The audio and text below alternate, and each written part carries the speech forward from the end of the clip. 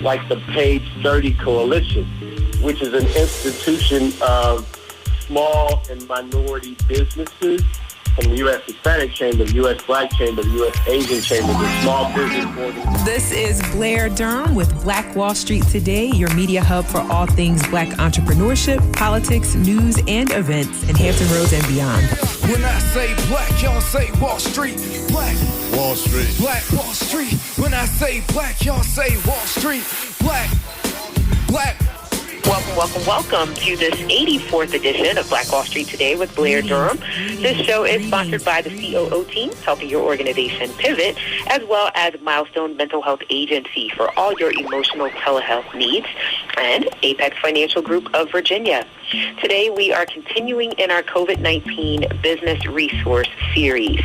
While many millions of dollars have been siphoned from COVID resources by way of fraud, a number of legitimate business owners are no doubt dealing with hardships and struggling to access resources. Joining us first is Ron Busby. He is the president of the U.S. Black Chambers Incorporated. Their mission is to provide committed, visionary leadership and advocacy in the realization of economic empowerment.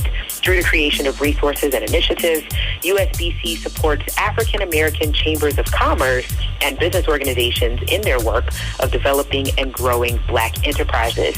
As president and CEO of the U.S. Black Chambers, Inc., Ron Busby Sr. possesses a wealth of business management skills and a strong commitment to serve Black business owners. Mr. Busby is a former successful business owner himself and has been recognized as one of the nation's best CEOs. Ron Busby grew his first company, USA Super Clean, from $150,000 in annualized revenue to over $15 million in only 10 years. Early on in his career, USA Super Clean was recognized as the largest Black-owned janitorial firm in the country. Mr. Busby has also started and grew two other janitorial firms, both resulting in over $4 million in annualized revenue. Having a successful track record as an entrepreneur paved the way to establishing Ron Busby as an influencer in the Black business community. Trained by some of the country's leading corporate executives, Ron developed his skills at some of the nation's largest corporations, including Exxon, Xerox, IBM, and Coca-Cola USA.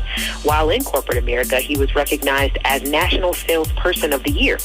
Mr. Busby's leadership and philanthropic efforts to support Black-owned businesses has led him to be recognized as Advocate of the Year by the Minority Business Development Agency, as well as named Man of the Year by Kappa Alpha Psi Fraternity Incorporated. Currently, Ron serves on the board of Bowie State University Foundation, the Bayou Classic Committee, Pfizer Small Business Council, National Newspapers Publishers Association Foundation Board of Directors, Essence Festival Entrepreneurial Advisory Committee, FCC Broadcast Diversity and Development Committee, Businesses for Responsible Tax Reform, Small Business Administration's Council on Underserved Communities, and he is a founding member of Black Wealth 2020. A native of Oakland, California, and a graduate with honors from both Florida A&M and Clark Atlanta University, Ron Busby has dedicated himself to the empowerment of the Black business community. He's a member of Kappa Alpha Psi Fraternity, a father of two sons, and currently resides in Washington, D.C. Ron, welcome. How are you? I am well, and it's so an honor to be back on your show. It's always great to talk to your listeners about something that's near and dear to both of our hearts, which is a Black economic agenda. For sure. Thank you so much for being here. So, of course, COVID is the conversation, right? So I want to get straight into talking. What resources, if any, is the U.S. Black Chambers, Inc. providing to help business owners pivot during times? Great question, and again, if you go to our website, usblackchambers.org, www.usblackchambers.org, you will see that we have a resource guide there, and it will really talk you through all of the things that you need to know, the frequently asked questions, along with 3 times a week we will send out emails about the latest issues pertaining COVID-19 policy updates. And once a week, every Thursday, we do a webinar series on exactly what you need to know and step you through how to fill out the paperwork, which banks still have funding, where are some of the opportunities in reference to growth through the pandemic, and give some just realistic steps and processes that our members, along with your listeners, can utilize to not just help them through this, but to have sustainability after we come out of this, so that we can continue to have prosperity in the Black community. Fantastic. So that's usblackchambers.org. You said there's a resource guide there, and we can get information about the webinar series and certainly sign up to receive your emails and things like that right there on the website. Yes, right there on the website. Perfect. Blackchambers.org. Fantastic. I just want to tell people that in reference to this whole conversation about the payroll protection plan, let's start there. Yeah. Based upon the title of the program itself, it was never designed for us. For us. Right. If you look at the piece of legislation itself, there's 769 or 68 pages. Nowhere in this bill were the words listed Black or African American. This was never about reparations or improving the economic conditions of Black and brown or minority-owned communities. This really was about small business. Now, the challenge is the majority of the Black-owned businesses, of the 2.6 million Black firms that we own and operate around the country, 2.5 million have no employees. Exactly. So this program was really only prepared for roughly 114,000 Black-owned businesses to be able to participate in. Right. Now, there are other programs for the self-employed, but we need to make sure that we are educating and also just participating in the program. What we're finding from our membership around the country, a couple things. One, our members are saying, hey, man, I'm just application fatigued. I'm 1 week. I've gone through the process the last couple of weeks, and I'm not getting any love. I'm not getting any help. I'm still confused, and so forget it. I'll just keep operating. And that's, again, in the industries that we are in, 40% of all Black business revenue comes from just 5 industries. And those are the industries that are being hit the hardest. That's restaurant business, that is healthcare, luxury services, which is basically hair salons, barbershops, beauty salons, nail salons, spas. They're being hit heavily. Sports, that's athletic teams, that's gyms, that's personal trainers. They're being hit. Retail is being hit heavily hard. Nightclubs, entertainment, and lastly is hospitality. Okay. If we really wanted to address Black businesses, we would look at industry-specific related funding opportunities to take care of those industries, because we know about 50% of all of our revenue is coming from those industries. And when those industries are hitting hard, we know that the rest of our communities are also going to be hit hard. Yes. And so is it your understanding that there are industry-specific funding opportunities that are available then? There are some. And so what you'll see is the U.S. Black Chambers will be coming out in the next few weeks in June. Right after June 19th, we'll be celebrating, we'll be introducing our new mobile directory. It's called Buy Black, and it will be our 7th version of our mobile directory for Black-owned businesses.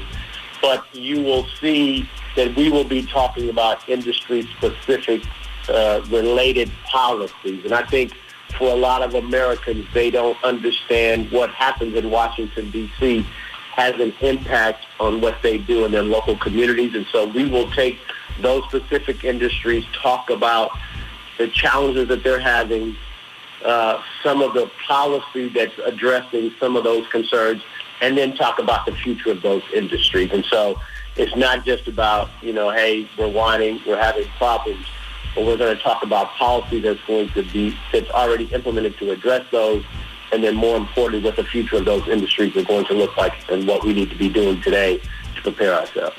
Awesome. And if you just tuned in, this is Blair Durham with Black Wall Street Today, having a conversation now with Ron Busby Sr., the president and CEO of U.S. Black Chambers Incorporated. Of course, we're talking about COVID-19, its impact on our businesses. We're talking about the industries where we're represented and what the U.S. Black Chambers is doing to address those needs.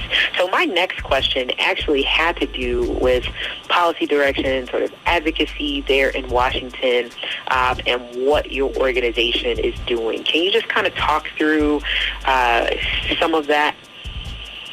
Sure. I think for what happens here in Washington, D.C., first off, again, you didn't see the words black or brown or minority listed in the legislation. It was about a small business policy. So now we understood that. We understood that if we were going to take care of folks that were employed, we had to take care of those companies that they work for. So we kind of understood that coming out of the gate. But now it's about making sure that the backbone of America, which is our small business community, they have what they need to have prosperity. And so for us, you'll see things now come down like the Page 30 Coalition, which is an institution of small and minority businesses from the U.S. Hispanic Chamber, the U.S. Black Chamber, the U.S. Asian Chamber, the small business organizations, the women's business organizations. Because in the legislation on page 30 is the only place that they talk about making sure that the minority and underserved communities were first in line. That has not happened. So for us, it's about holding this administration, Treasury, SBA, banks, and everyone else accountable for what was already written. Sure. What we don't want to happen, and what I am advocating against, is in this next possible round of funding, that the rules change. We know that 50 publicly traded firms took up $250 billion of the first $349 billion that was made available. Say those numbers again. 50 publicly traded firms took up how much of the first? $250 billion of the first $349 billion. Yeah. So 50 companies took up the majority of all of the money that was set aside that taxpayers put up to take care of the country, and you had 50 firms be able to take up the majority of that money. Now, what was really the problem with that is that there was no accountability. Right. We did not ask them what they were going to do with the money. Right. If their firm needed the money. They found out on Friday. They were able to call their banker on Saturday morning, play golf with them on Saturday afternoon, and by Saturday night, they had the dollars that they were requesting. Yeah. Now you're talking about this next round of funding, and they're saying, well, before we release any of the money, we want to have accountability. We want to find out, do you need the money? What you're going to do with the money? Was your firm affected by COVID? And I'm saying no.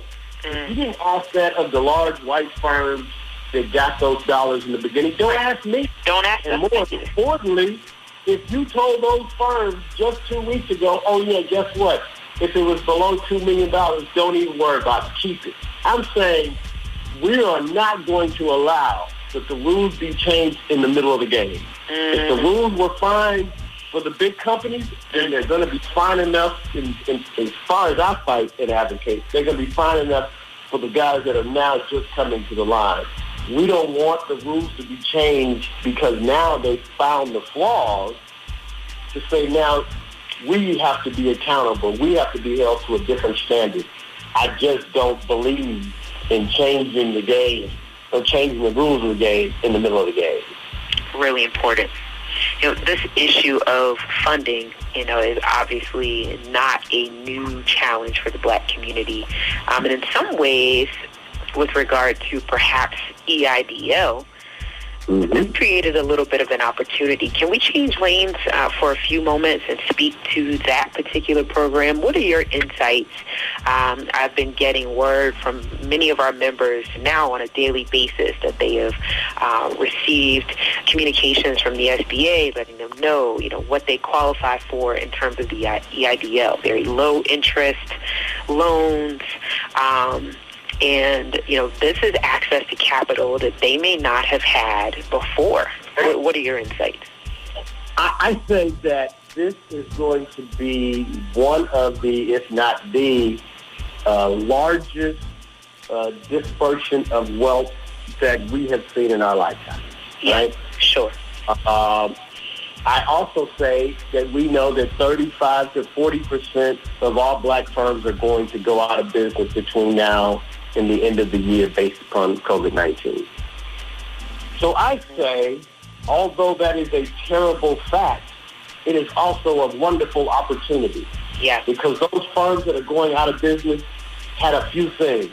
They had clients, they had customers, they had revenue, sure. They had vendors, they had employees. And so I tell our firms, let's take advantage of the tragedy and let's make an opportunity out of it. So let's find those firms that were maybe in a similar industry that we were in, or for those of us that have jobs that are saying, you know what, I think I might want to go into business for myself.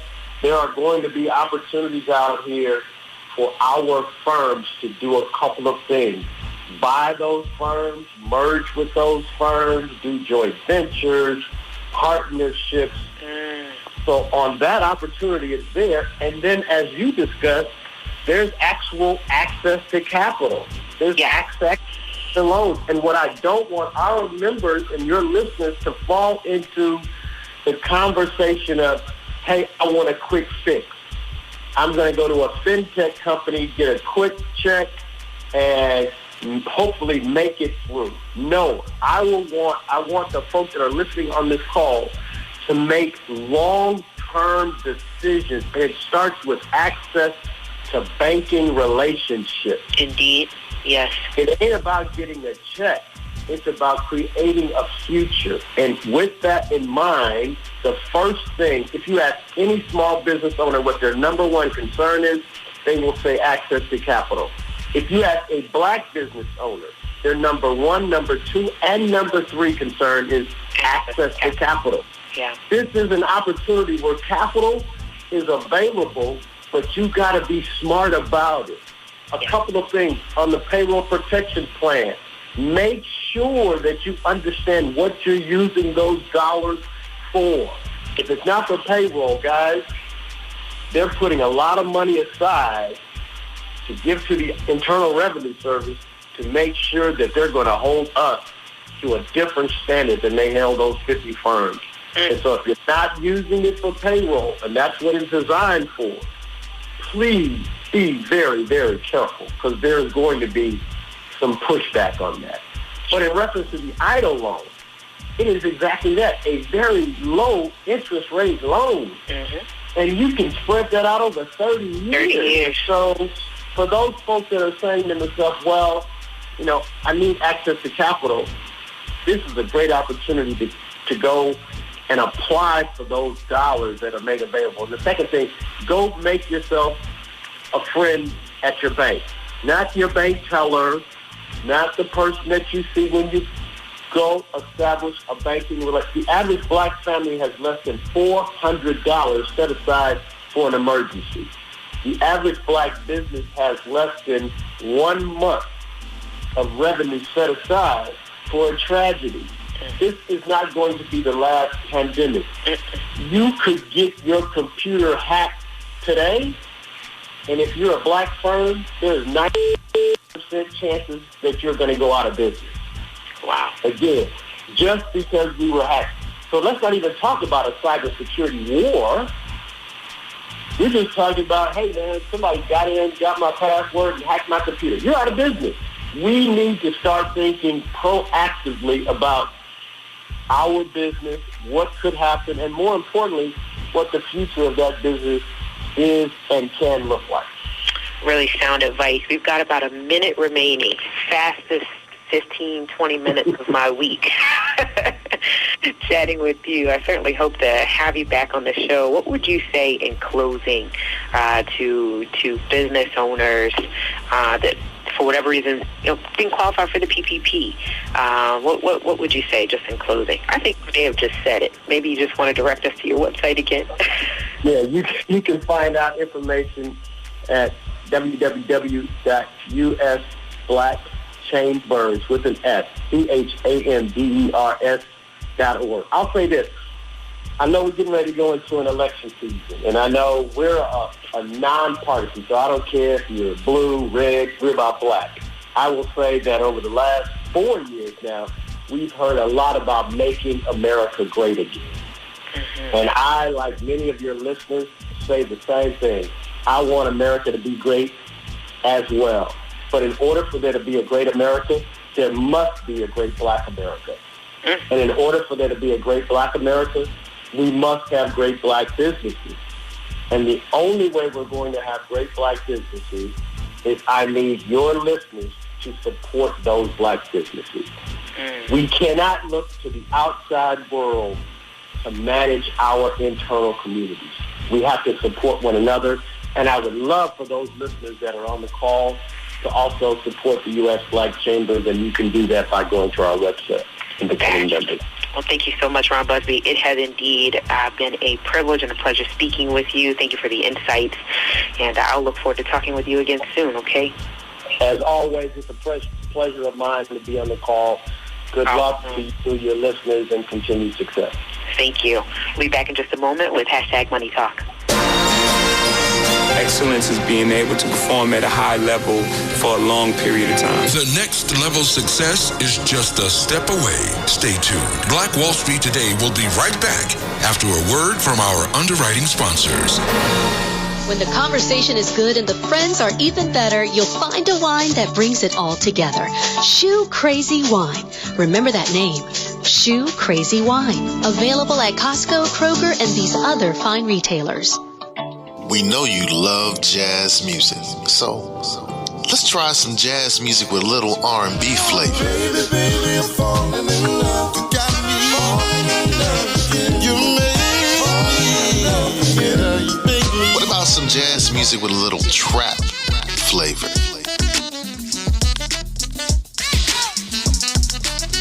Jazz and Caribbean. Hey, we mix it up. So, online, look for Grandpa Crunk and enjoy the great jazz music. Grandpa Crunk. Jazz music. Peace. I'm your brother Crunk. I have a new podcast called Snatched. Sorry. You're about to get snatched. It's the best of my YouTube channel, Crumb TV. You're listening to the Snatched podcast. In audio mastered format. Snatch and run! On Blueberry, Android, The Edgy Podcast, Stitcher, Digital Podcast, and Speaker. Ever experienced what snatching is like? And now, more Black Wall Street Today with Blair Durham on Smooth 88.1 WHOV.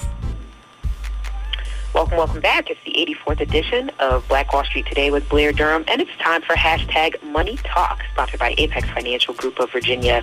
Joining us are Mr. Anthony Epps and Mr. Michael Gray. Gentlemen, how are you? Great. Good.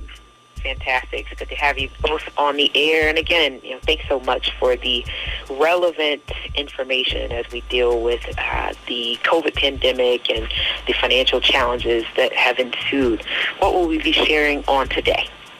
Okay, so today what we're going to just discuss briefly some of the services that we provide, and also too some financial planning concepts that you should have in your toolkit, tools that you can use during this COVID-19. So we're just going to share some different concepts that could be assistance to so many listeners on today.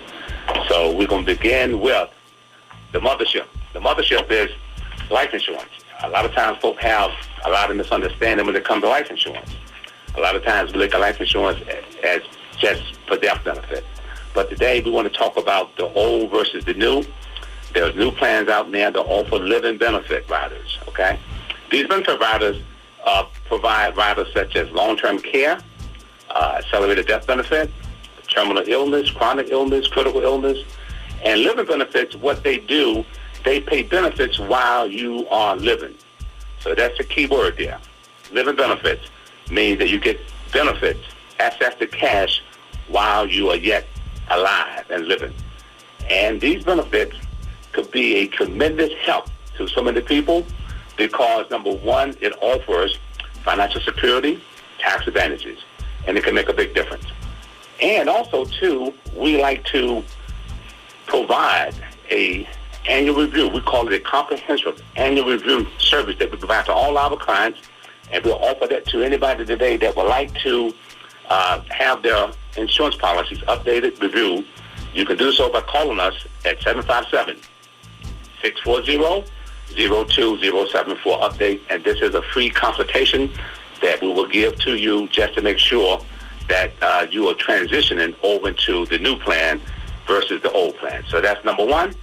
Number two, we want to talk about something that I think affects everybody, and this is what we call estate planning. As you well know, a lot of people have a lot of misunderstanding when it comes to a will versus a trust. And put it very simple, a will will put you in probate. A trust will keep you out of probate. That's a big difference. And so if you want to look at a will versus a trust, we have information on that. We'll provide a service for you as well. Again, you can call us at 757-640-0207, and we will give you information on the difference between a will and a trust. One puts you in, one keep you out. Real simple. The third thing we're going to talk about is what we call debt relief. And this is something I'm quite sure everybody in America can benefit from. We all have debt.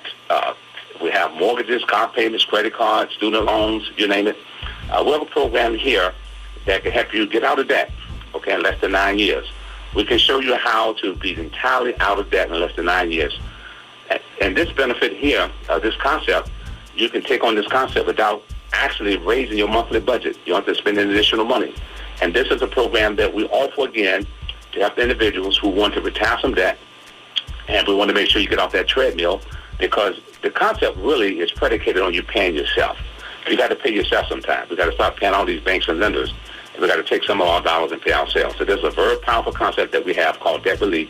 And we can show you how you can, in less than 9 years or less, including your mortgage, including mortgage payments, without spending any additional money.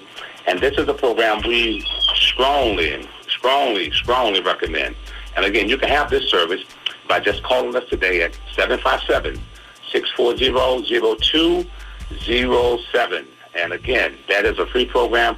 And debt relief, like I said, it concerns all of us because during these hectic times we're living in now, people want to get some type of relief, and we have a program that can help you with that. The fourth thing I want to talk about real quickly is retirement planning. We have programs now under the CARES Act that the government has put into place under the CARES Act that will help individuals that's facing a hardship. They can now go to their 401ks, their IRAs, their retirement plans, what is qualified money. They can actually withdraw up to $100,000 without any penalties. And you don't have to be age 59 and a half to do that. You can be under 59 and a half, and you can still withdraw up to $100,000 without any penalties. The 10% penalty is gone. And also, too, taxes will be much favorable because taxes will be delayed so that way you can get your money up front. And this is the CARES Act, up to $100,000 you can take out without any penalties. So I would urge you again, if you have a retirement account, 401k, qualified account, IRA, if you're having some hardship, we have the program here. We can help you to access cash, okay, in times such as this. Also, speaking of retirement planning, if you have a account, 401k, IRA that's tied to the market, Wall Street indexes, you know the impact that COVID has made on the marketplace. The market has been in a downward trend. The market is very volatile now. People have lost a lot of value. So under this CARES Act, again, you can actually transfer from a high volatile environment to something that's much safer.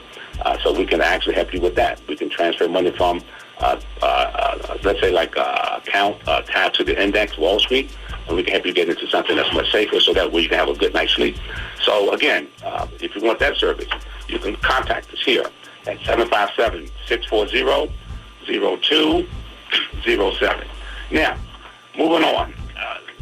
So a lot of people are having questions now because one of the biggest retirement vehicles that we use or utilize is Social Security. We have programs here that help you to maximize and update your Social Security. A lot of people ask the questions of, should I take it early at 62 or should I take it at full retirement age at 66? Well, these are questions that we have our clients with because it depends on a lot of circumstances. Sometimes people need money up front. Sometimes folk can delay. But we help you answer those questions through what we call a Social Security review and update.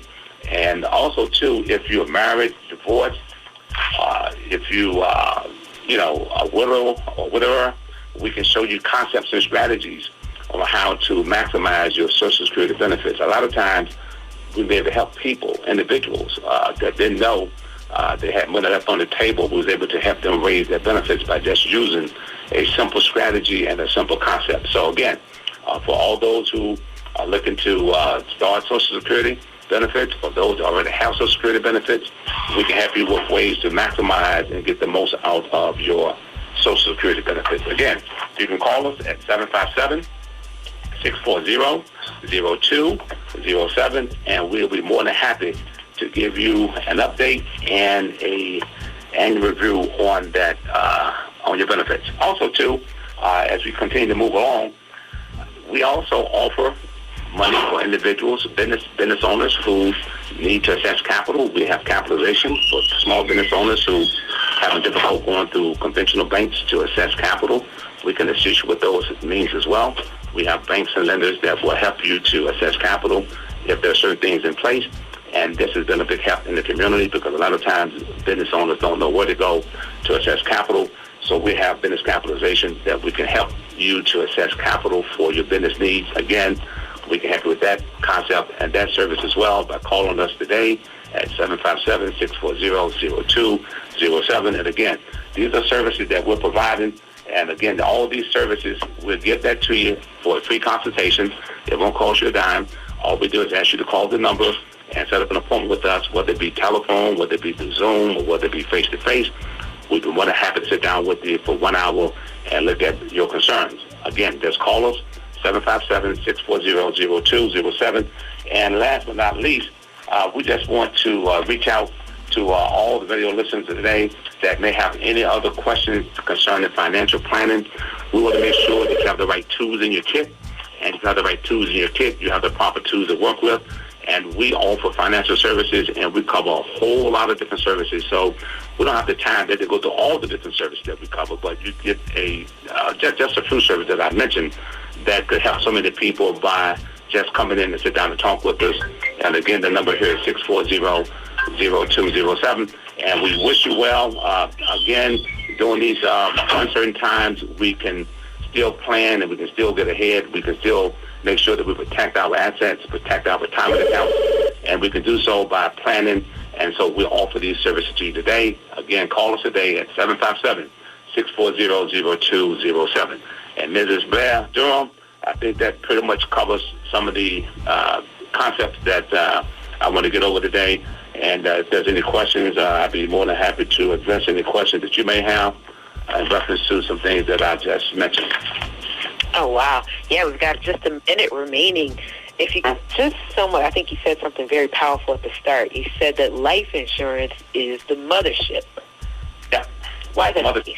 Because actually, life insurance is a very simple concept. What you do, you buy discount dollars, okay? You buy discount dollars, okay? So you pay 3 cents on a dollar. That's discount. So I'm going to sell a dollar to you for 3 cents. So the question is, how many dollars do you want? So we look at life insurance as discounted dollars. So if you came to me and said, Mr. Gray, I want to buy you a dollar for 3 cents. And the question I would ask you is, how many dollars do you want? See, so you get a dollar for 3 cents or 5 cents. And that's what life insurance basically represents, is discounted dollars. So a lot of times folks understand the concept, but it's a very powerful concept. Huge. And I think especially powerful for our community. Thank you so much. This has been great. Definitely look forward to talking with you next week. And when we return, we'll have Gil Blan sharing more COVID-19 resources. We'll talk in just a moment. The biggest financial asset that you have going for you by miles is the value of your own earning power over the years. If you fail to plan, you're planning to fail. More important business insights are on the way. Stay locked in. Black Wall Street Today will be right back after these messages. Are you a 757 business owner? Do you desire to make new connections and grow your community involvement? Could you benefit from taking classes to sharpen your skills? Well, join Black Brand, Hampton Roads Regional Black Chamber of Commerce. Completing a membership application is simple. Just click onto our website at www.blackbrand.biz or download the app. We look forward to meeting and building with you soon. WHOV would like to thank Black Brand for its support of WHOV programming. Hey, this is Seiko, DJ Seiko Varner, the producer of this podcast. So when I'm not producing podcasts, I'm actually DJing wedding receptions, corporate events, proms, other formals, and I would love to take care of your special event. So our company is Positive Vibes Incorporated, www.positivevibes.net. That's www.positivevibes.net. We've been performing for over 25 years, and we would love to bring our expertise and our fun to your special event. Positive Vibes Incorporated, www.positivevibes.net. Peace and prosperity. And now, more Black Wall Street Today with Blair Durham on Smooth 88.1 WHOV. Welcome back. It's the final segment of the 84th edition of Black Wall Street Today. We are sharing now with the President and CEO of Urban Hampton Roads. He's actually our very first guest, Mr. Gil Blan. I am going to share a lot of his experience here. It is relevant to our discussion. Mr. Blan does serve on a number of important boards around the state of Virginia, including the Hampton Roads Community Foundation, the Virginia Chamber of Commerce, the Virginia African American Advisory Board, where he serves as chair, serves on the National Community Advisory Board with Truist Bank, and serves with Reinvent Hampton Roads as well. He is a business and civic leader. Mr. Blan has been an owner-operator of restaurants for over 30 years, primarily as a franchisee of Burger King and Pizza Hut, as well as Mrs. Fields Cookies. In this capacity, he's owned, constructed, and operated over 70 restaurants in Virginia, North Carolina, Pennsylvania, and Washington, D.C., and employed over 2,000 team members annually. During this tenure, Mr. Blan was among the nation's largest African-American franchisees. Just this year, Mr. Blan is being inducted into Hampton Roads Business Hall of Fame and chosen to receive the region's Lifetime Achievement Award for volunteerism. Burger King Corporation has recognized Mr. Blan with the James McLemore Founders Award for his outstanding contributions as a franchisee and endowed a scholarship in his name at JMU, James Madison University, in recognition of exemplary service to the global brand. Blan's fellow franchisees elected him to 5 two-year terms as president of the National Minority Franchise Association, a trade association where he represents African-American Burger King franchisees in America and in the Caribbean. Blan has also been the recipient of the Outstanding Alumnus Award for JMU. In 2019, Mr. Blan was chosen to chair a statewide committee to review and create a report on the culture of Eastern Virginia Medical School in the wake of the Governor of Virginia's photo scandal at EVMS. And again, here in 2020, Mr. Blan has been appointed to 3 statewide committees to help guide efforts and resources during the COVID-19 crisis, including the COVID-19 Education Work Group, the Health Equities Work Group, and the Back to Work Task Force. And so, again, I want to welcome you back to the show. I know it's been a good while, almost 2 years, so it's good to have you back. How are you? I'm well. Thank you for the invitation to chat today. For sure. I hope that wasn't too painful, but I got to let folks know who you are and the great work that you're doing. So I think we could start the conversation by talking about what the Urban League of Hampton Roads is doing in terms of COVID-19 testing. Well, thank you for the opportunity to speak to that. I would say that, first, hats off to Centera. I serve on that board, and I reached out.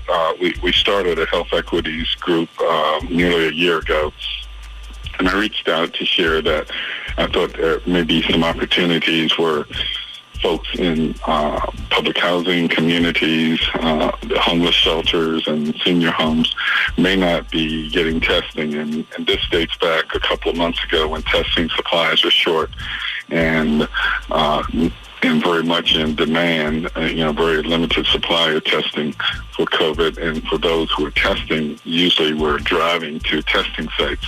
And as you can appreciate, folks living in those kinds of environments don't necessarily have transportation to get to drive-through testing. So I shared that, and they immediately embraced the notion.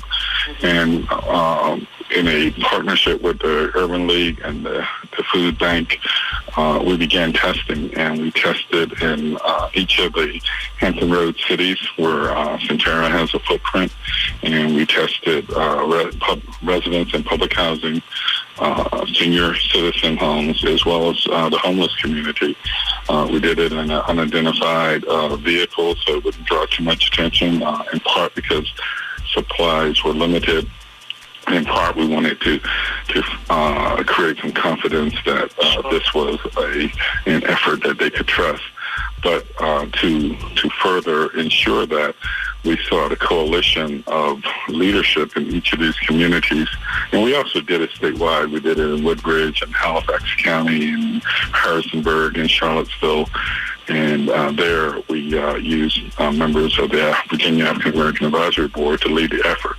And the effort was to create a coalition of municipal leaders, those in the housing departments, and then community leaders. And specifically, we sought out faith-based pastors, that community, because we wanted to ensure that residents could have some comfort that the testing was safe. This fear dates back to a century ago with Tuskegee syphilis experiments and folks not being, really being used improperly. So we wanted to borrow against the equity of the pastors and the churches to say, we believe that this testing is safe. And then in Norfolk, we added to that perception. I joined with NAACP representative and several pastors, and we actually went to the Virginia Department of Health, and Centera tested each of us and videotaped it, and the video was sent out through social media and to the churches. So we wanted to make sure that our citizens had the same testing opportunities as everyone else, regardless of their economic conditions, and B, that, they believed that it was safe. Because in particular, we knew that in some of the public housing neighborhoods, the density of population didn't allow for social distancing, and as well as the knowledge of, what they should be doing. And it turned out to be very successful. How many people were tested here in Hampton Roads, if I could ask? Probably in each community, at least 200 plus. So, it's a fair number. And while that number, given the total population, might seem slight, this was a targeted testing. It was done in underserved communities. And it was also at a time, and I'm dating back now, 6 weeks when we started, where testing supplies were in very limited supply. Since that time, now the state is engaged, and testing will be much more widespread, almost on a retail level. But I'm very pleased with what we were able to do and help coordinate that effort. It's been wonderful watching the community come together and recognize the interdependence necessary, to make the village.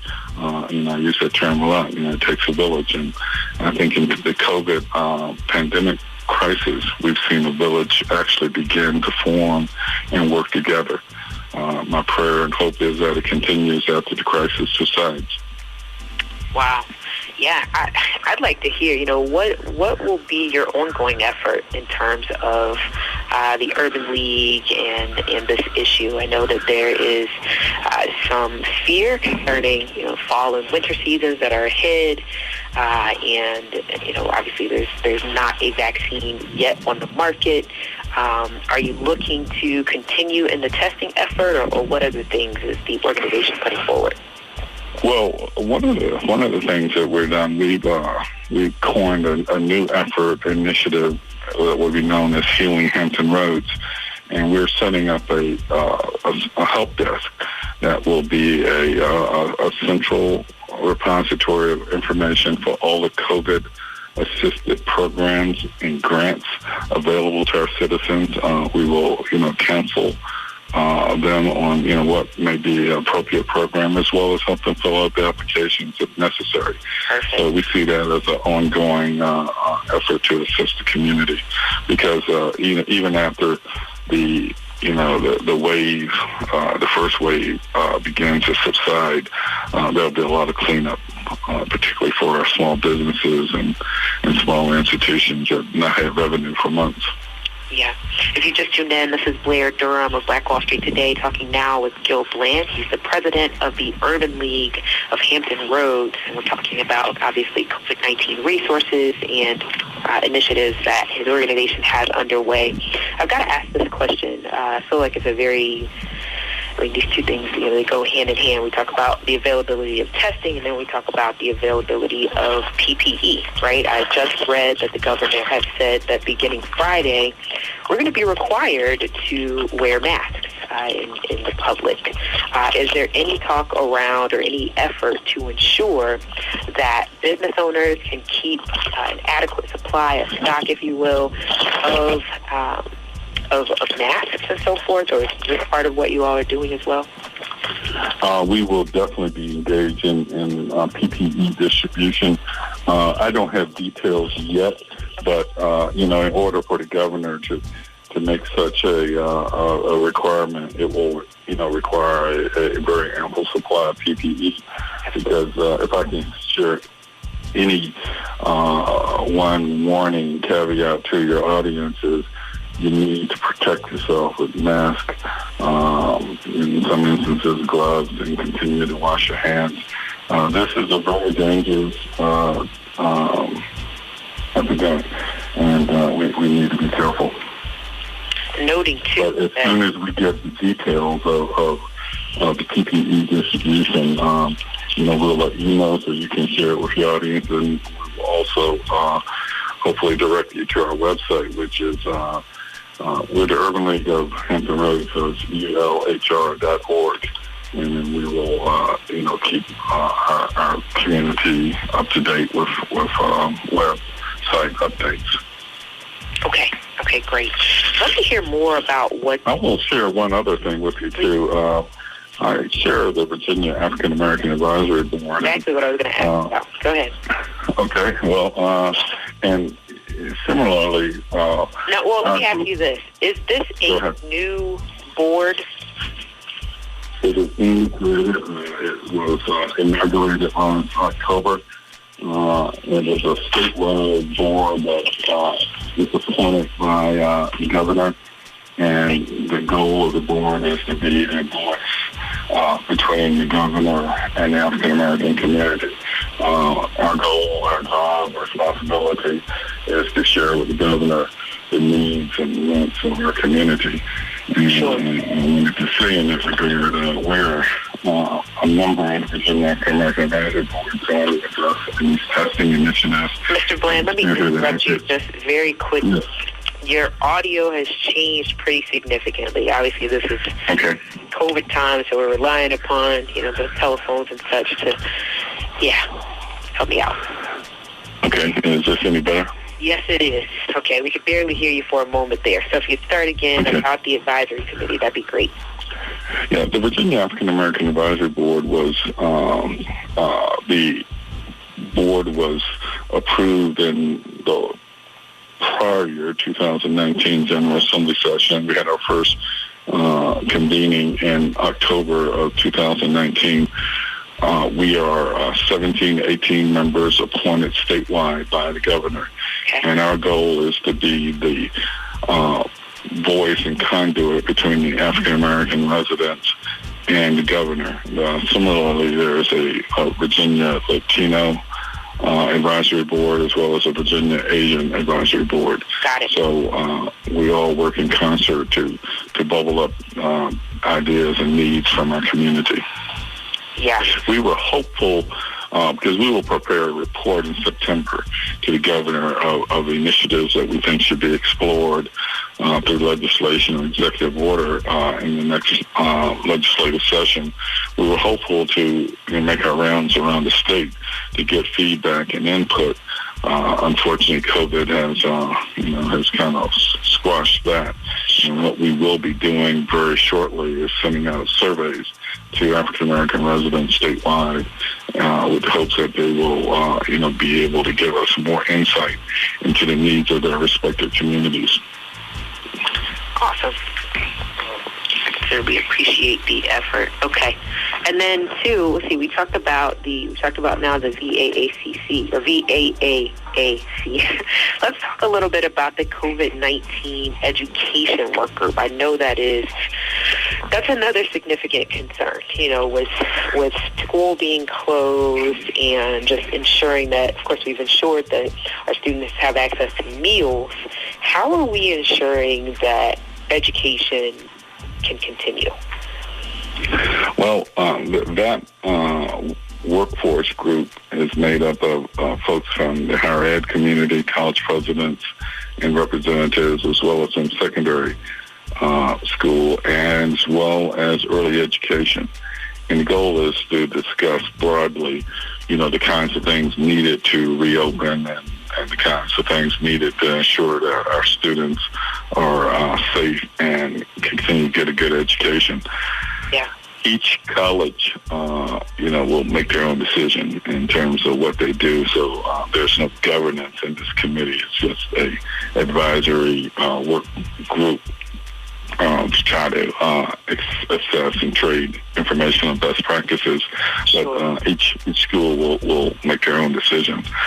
It's in addition, though, Blair, to it being an issue of providing a great education and students getting their money's worth with being properly educated. It's also an economic issue for anyone who's ever done business in a college town. I have over the past few decades throughout Virginia. The colleges are the main engine of commerce in many communities in Charlottesville, Harrisonburg, and Blacksburg, where you went to college. Sure. Yeah. If there's no Virginia Tech in operation, small businesses don't function. Hotels don't have guests. So it's a major economic impact, and frankly, it's a major cultural impact. The citizens of those towns depend on a vibrant college activity. And then, you have the sports angle that brings in a number of, not only community and alumni pride, but economic activity. So there are a number of issues and reasons why everyone is supporting reopening the colleges, but, doing it in a safe manner, in a manner where kids can be educated and live together in a safe and productive manner. Very difficult questions, easy to talk about, easy to summarize, but, the execution is where the details become very important. Yeah. Is there any... And, the other part of that, Blair, is that anyone it doesn't take a crystal ball to know that come autumn, that's when the regular flu season generally hits the communities. So the combination of a regular flu with the possibility that COVID-19 might still be lingering or even hit another phase, it really becomes challenging. Yeah. I'm especially concerned about public schools. Obviously, for the reasons that you shared, I have concern for higher education, but I'm concerned about our babies, as it were. We only have a minute remaining, though, so that's... And think of the ancillary issues with that. I mean, childcare. Yeah. For parents who need to stay home from work to take care of their children, or meals at schools. There's just a variety of issues. Yeah, it's crazy. Well, I hope to remain in contact as this issue progresses, with all of the boards that you're serving on and a lot of the initiatives that you have. I thank you for being a resource in our community, and let's schedule some time to talk perhaps at the end of June about some of the progress that you're making. We'll be happy to, and again, I encourage your listeners to follow us on ulhr.org as well as baaab.virginia.gov, and we will do our best to share as much information to the African American communities as we can. Perfect. Thank you, sir. And thank you all for tuning into Black Wall Street today. This show is sponsored again by Milestone Mental Health Agency, Apex Financial Group of Virginia, and the COO team. To our guest, President of the U.S. Black Chamber, Mr. Ron Busby, and to Mr. Gilbert Blan, I want to say thank you again. We are building minds, we're building connections, we're forging the path ahead toward business success in the Black community. We look forward to talking next week. And you might surprise yourself by what you can accomplish. Phenomenal. Stay with us online at Black Wall Street Today on Facebook and Black Wall Street Today on Instagram, and then follow us on Twitter as well at BWST Today. We look forward to talking again next week. Have a wonderful week.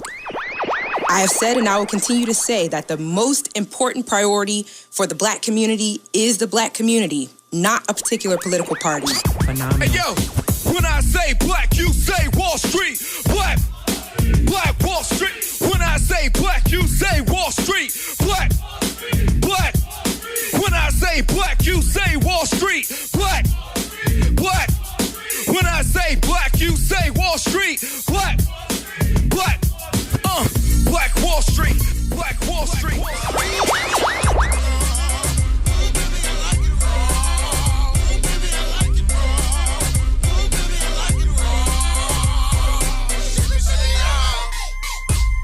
Phenomenal.